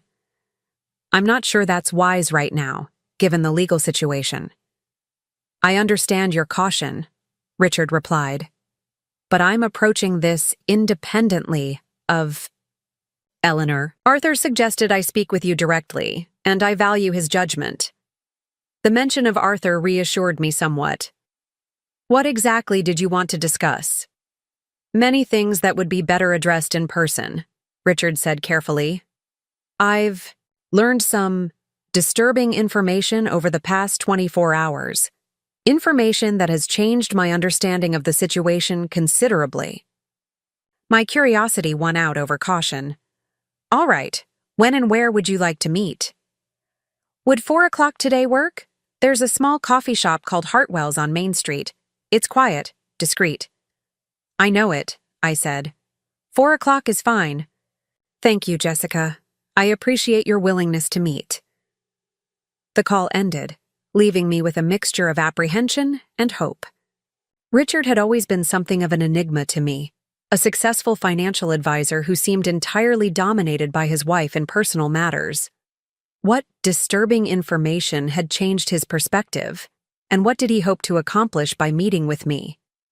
I texted Michael to inform him about the meeting, and then called Sophia to update her as well. Both expressed caution, but agreed the meeting could potentially be beneficial. Just meet in a public place and don't agree to anything without consulting. Me first, Michael advised. And let me know the instant it's over, Sophia added. I want all the details. The hours until 4 o'clock passed slowly. I used the time to review documents with Michael via phone, check in with Carlos about the completed security upgrades at Pinewood, and try to organize my thoughts for the upcoming meeting with Richard. Hartwell's coffee shop was indeed quiet and discreet, tucked away on a side street off Main. Richard was already there when I arrived, seated at a corner table with 2 cups of coffee. I took the liberty of ordering for you, he said as I approached. Daniel mentioned you prefer lattes with an extra shot. The small detail, that Richard remembered my coffee preference from conversations with Daniel, caught me off guard. Thank you, I said, taking the seat across from him. Up close, Richard looked older and more tired than I'd ever seen him. Though always lean, he now appeared almost gaunt, with deep lines etched around his eyes and mouth. Thank you for agreeing to meet, he began formally. I know the circumstances are difficult. Yes, I agreed simply, waiting for him to continue. Richard took a deep breath. Arthur has shared with me the documentation regarding Eleanor's previous financial misconduct. I was aware of some incidents, but not the full extent or pattern he described. I've also reviewed the evidence regarding the attempted sale of your properties and the forged signatures. I nodded but remained silent. I want you to know that I had no knowledge of Eleanor's actions regarding your properties, Richard continued. Nor did I authorize or condone them in any way. I never thought you did, I assured him. He smiled sadly. No, I suppose you wouldn't. You've always been perceptive about family dynamics, even when you were too polite to mention your observations. The assessment surprised me. I'd always assumed Richard barely noticed me beyond my role as Daniel's wife. I've also discovered the extent of Eleanor's gambling problem, he continued, his voice tightening. Nearly $100,000 in concealed debt over the past year alone. Money that was supposed to be set aside for our retirement, for Vanessa's wedding, diverted to this addiction. Compassion rose within me at the visible pain in his expression. I'm truly sorry, Richard. That's a terrible betrayal to process. Yes, he agreed softly. But perhaps not an unexpected one, if I'm honest with myself. There have been signs for years that I chose to ignore. Missing funds explained away. Cash withdrawals that never made sense. I wanted to believe the excuses because the alternative was too painful to consider. His candor touched me deeply. That's understandable. We all want to trust the people we love. Richard looked at me directly, his gaze more penetrating than I'd ever seen it. Which brings me to the purpose of this meeting. I want to apologize to you, Jessica. To me? For what? For not intervening years ago when I saw how Eleanor treated you, for allowing her to create an environment where you were always the outsider, always slightly unwelcome despite being Daniel's wife. I knew it was happening, and I said nothing. The unexpected apology left me momentarily speechless. I told myself it wasn't my place to interfere, Richard continued. That it was better to keep the peace, but in doing so, I became complicit in Eleanor's behavior, just as I've been complicit in covering up her financial indiscretions over the years. I found my voice. You don't owe me an apology for Eleanor's behavior. Perhaps not, he acknowledged. But I owe you one for my silence, for not supporting you when I should have. The simple acknowledgement of what I'd experienced in the Mason family, the subtle exclusion, the constant criticism thinly veiled as concern, meant more than I could express. Thank you, I said quietly. That means a lot to me. Richard nodded, then reached into his jacket pocket and removed an envelope, which he placed on the table between us. There's something else I want to discuss. A proposal, of sorts. I eyed the envelope cautiously. What kind of proposal? I've been in contact with my own attorney since learning about Eleanor's actions, Richard explained. I'm filing for divorce. After 35 years of marriage, that's not a decision I make lightly. But I cannot continue with someone who would betray not only me but our children and extended family as Eleanor has done. The news stunned me. From everything I knew about the Mason family, divorce was virtually unheard of. Family image and reputation always came first. I'm initiating the process for my own protection, Richard continued, but also to send a clear message to Daniel and Vanessa. Eleanor's behavior has been enabled by all of us for too long, and it ends now. I'm sorry it's come to this, I said sincerely. But I understand your decision. Richard tapped the envelope. As part of this process, I've been reviewing our financial situation. Eleanor's gambling has created significant debt, but our overall assets remain substantial. I want to make things right regarding your properties. I shook my head. Richard, you don't owe me anything. The title restrictions prevented the sales from going through. No harm was done financially. But harm was done, he insisted. To your peace of mind, to your relationship with Daniel, to your standing in the family. And there were expenses involved in securing the properties, legal fees, lost time. He pushed the envelope toward me. This is a cashier's check for $50,000. It's meant to cover any expenses you've incurred and compensate somewhat for the distress caused. It comes from my personal accounts, not family funds, and accepting it would not impact any legal action you're taking against Eleanor. I stared at the envelope, unsure how to respond. That's very generous, but it's not generosity, Richard interrupted gently. It's restitution. There's a difference. His choice of words gave me pause. Restitution implied acknowledgement of wrongdoing and a desire to make amends, exactly what had been missing from the Mason family's response to Eleanor's behavior. There's one more thing, Richard added. I've spoken with Daniel this morning. Really spoken with him, perhaps for the first time in years.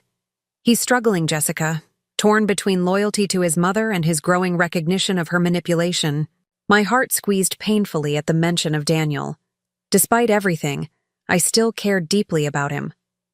How is he? Confused, angry, ashamed. Richard sighed heavily. I raised him to believe that family loyalty was paramount, that we present a united front to the world regardless of private disagreements. Now he's realizing that philosophy enabled serious harm within the very family it was meant to protect. Has he decided what he's going to do about the legal situation? Richard's expression softened. He's agreed not to interfere with the criminal complaint against Eleanor. He won't be testifying on her behalf or supporting her defense. That was a difficult decision for him, given his lifelong pattern of protecting her.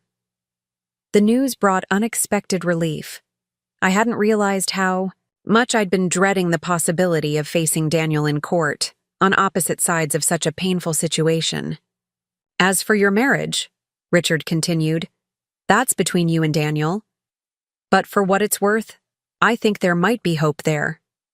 If Daniel can break free from the patterns he's learned growing up, if he can establish proper boundaries with his mother, that's a big if, I said quietly.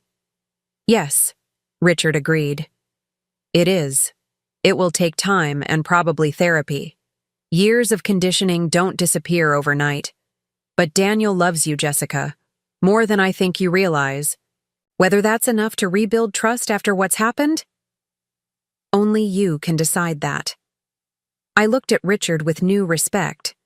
The quiet, seemingly passive man I'd known for 8 years had revealed depths and principles I hadn't recognized before.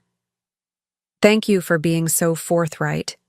It means more than I can say. Richard smiled sadly. I've been silent for too long, watching Eleanor's behavior harm the people I care about, including you. Whatever happens next, I wanted you to know that at least one member of the Mason family sees you clearly and values what you've brought to our lives. As our meeting concluded, Richard stood to leave but paused. One last thing. Regardless of what happens with you and Daniel, I hope you'll allow me to maintain a relationship with you. I've always admired your intelligence and integrity, Jessica, even when I failed to show it properly.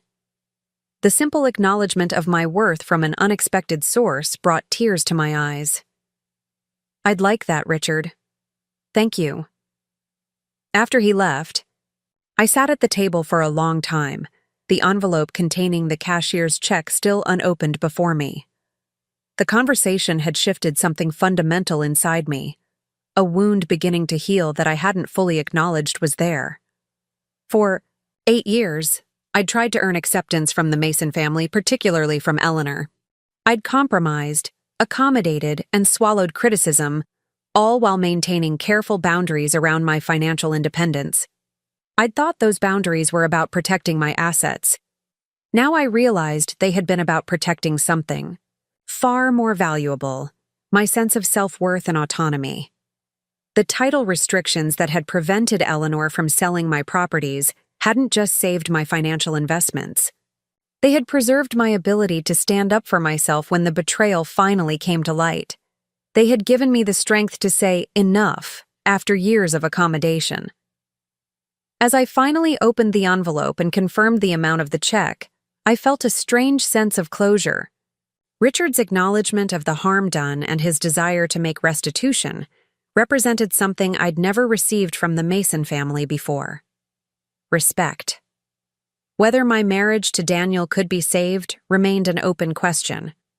But for the first time since discovering Eleanor's betrayal, I felt a glimmer of hope that something positive might emerge from this painful situation. Not just for me, but perhaps for Daniel and his family as well. I gathered my purse and the envelope, ready to leave the coffee shop with a lighter heart than I'd entered it. Whatever came next, I would face it with the same determination and foresight that had protected my properties when those closest to me had failed to do so. The hearing date for Eleanor's criminal charges arrived with surprising swiftness. In the 2 weeks since my meeting with Richard, much had changed. Eleanor had been formally charged with forgery, fraud, and attempted grand theft.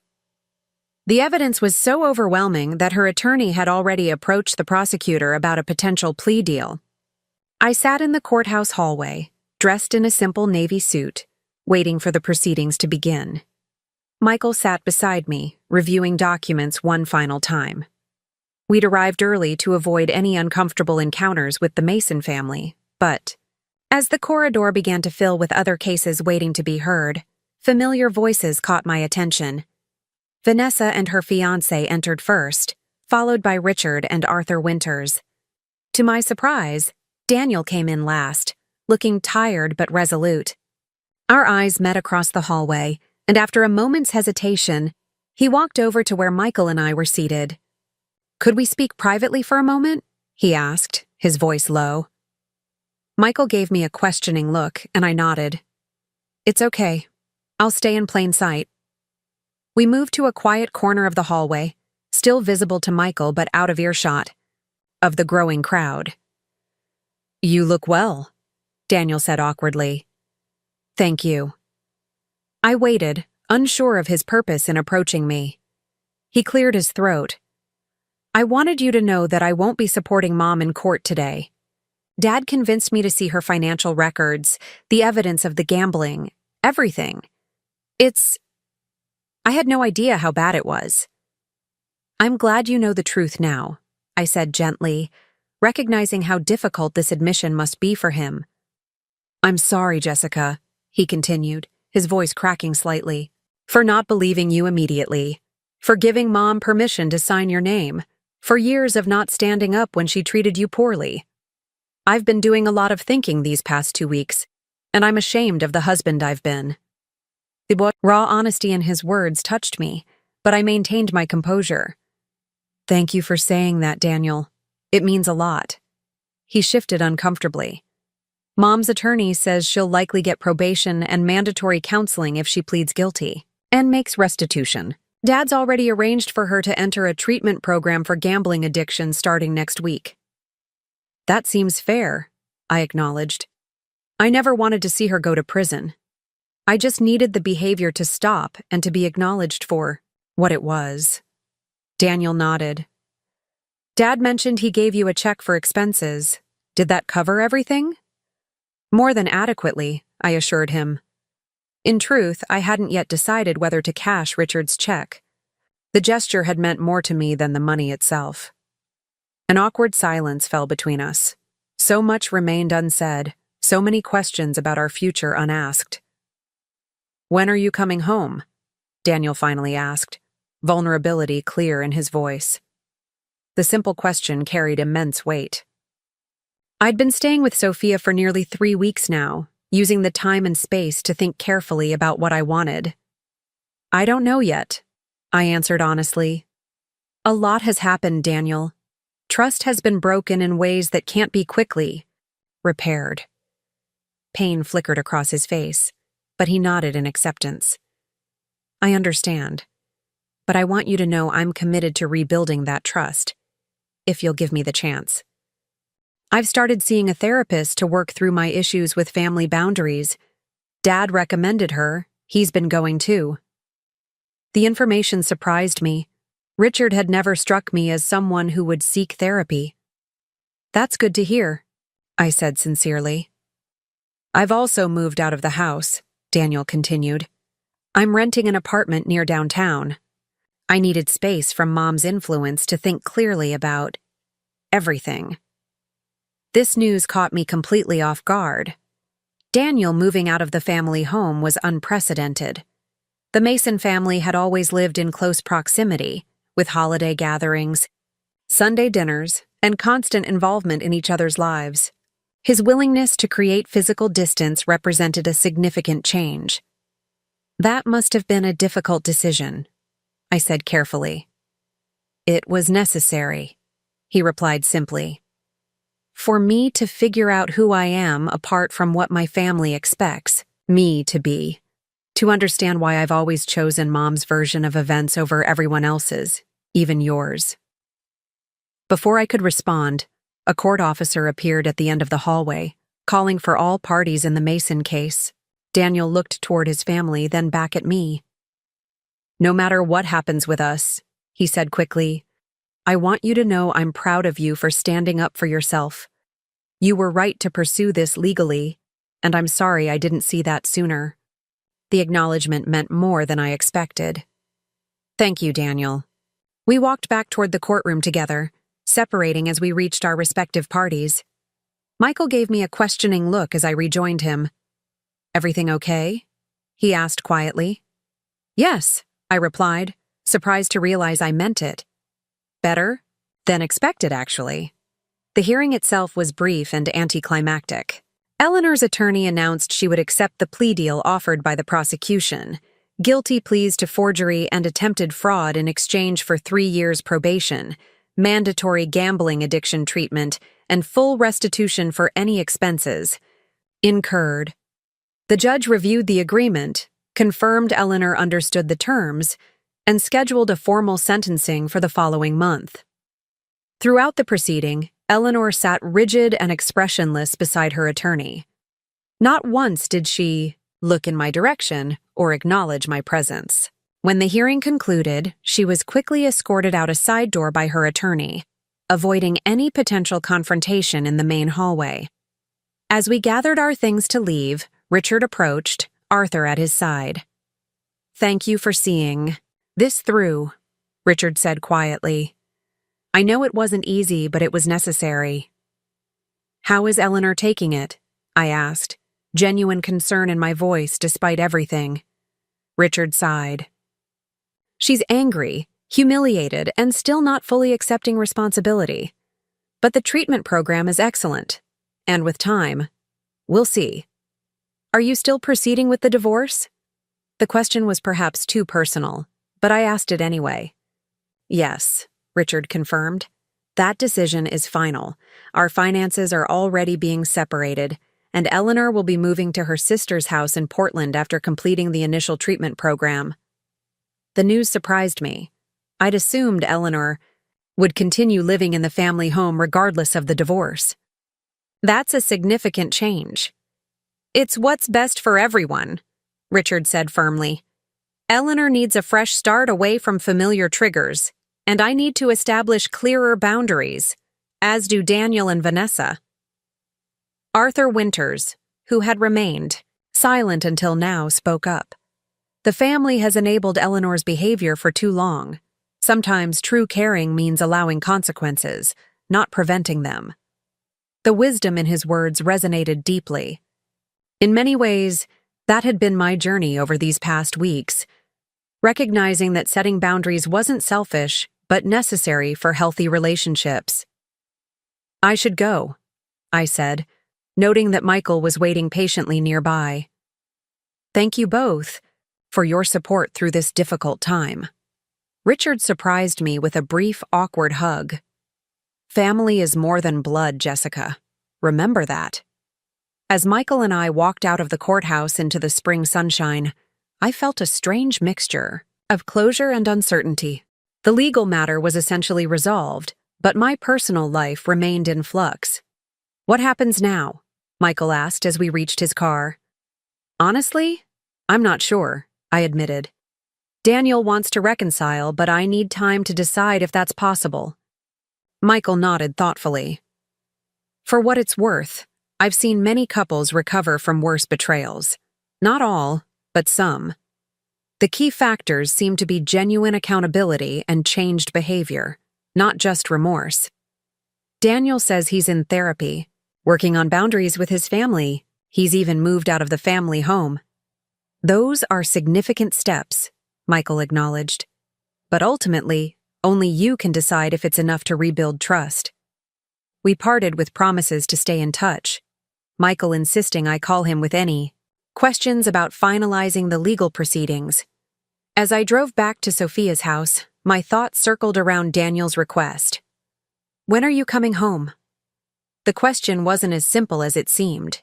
The house we'd shared had never truly felt like my home. It had always been filled with Mason family expectations, Eleanor's influence evident in everything from the decor to the weekly schedule of family obligations. Could it ever become a true home for me, even with Daniel making efforts to change? Sophia was working from home when I arrived, eager to hear about the hearing. I gave her the highlights while making us both tea. "So Eleanor essentially got a slap on the wrist," she observed once I'd finished explaining the plea deal. "In terms of legal punishment, yes," I agreed. "But she's lost much more than that. Her marriage, her reputation in the community, her control over her children. For someone like Eleanor, those losses are significant." "And what about you and Daniel? Any decisions there?" I sighed, wrapping my hands around the warm teacup. "I'm torn, Sophia. Part of me wants to believe people can change, that Daniel can learn to establish proper boundaries with his family. He seems sincere in his efforts. But," she prompted, "but 8 years of patterns don't vanish overnight. What happens the next time Eleanor needs something and plays on his guilt? What happens when the family pressures him to get over it and return to the old dynamics?" Sophia nodded, understanding. No easy answers there. "I think I need to see sustained change before making any decisions," I said slowly, the realization crystallizing as I spoke. Words and short-term actions aren't enough. I need to know that Daniel's commitment to boundaries will hold even when tested. "That sounds wise," Sophia agreed. "And in the meantime?" "In the meantime, I think I need my own space, not Daniel's. House, not your guest room, but somewhere that's just mine." The decision felt right as soon as I voiced it. "Maybe one of the units at Riverside is coming available soon." "You'd live in one of your own buildings?" Sophia looked surprised. I smiled. "Why not? They're well maintained, in a neighborhood I like, and it would give me independence while I figure out next steps. Besides, it would be temporary, either until Daniel and I reconcile or until I'm ready for a more permanent arrangement." The plan took shape quickly over the next few days. One of the tenants at the Riverside property was coincidentally moving out at the end of the month, and Carlos assured me he could have the unit freshly painted and ready within 2 weeks. I arranged to move my essential belongings from Daniel's house while he was at work, leaving a note explaining my decision. The evening after my move, Daniel called. "I got your note," he said, his voice carefully neutral. "You're living at Riverside?" "For now," I confirmed. "I need some space that's truly mine while I think about everything." A pause. Are you moving toward divorce?" "No," I said honestly. "It's me giving us both the space to determine what a healthier relationship might look like, if that's possible." His relief was audible. "I'd like that chance, Jessica. I know I've hurt you badly, and I know trust won't come back quickly. But I want to try." "So do I admitted. But slowly, and with clear expectations. We'd need counseling, Daniel, both individually and as a couple." "I'm already seeing someone individually," he reminded me. "And I'm open to couples counseling whenever you're ready." We talked for nearly an hour, outlining preliminary boundaries and expectations. No Mason family Sunday dinners unless mutually agreed upon. No discussions of our marriage with his parents. No financial decisions without full transparency and agreement. The conversation was tentative but hopeful, both of us recognizing the work ahead while acknowledging the foundation that remained.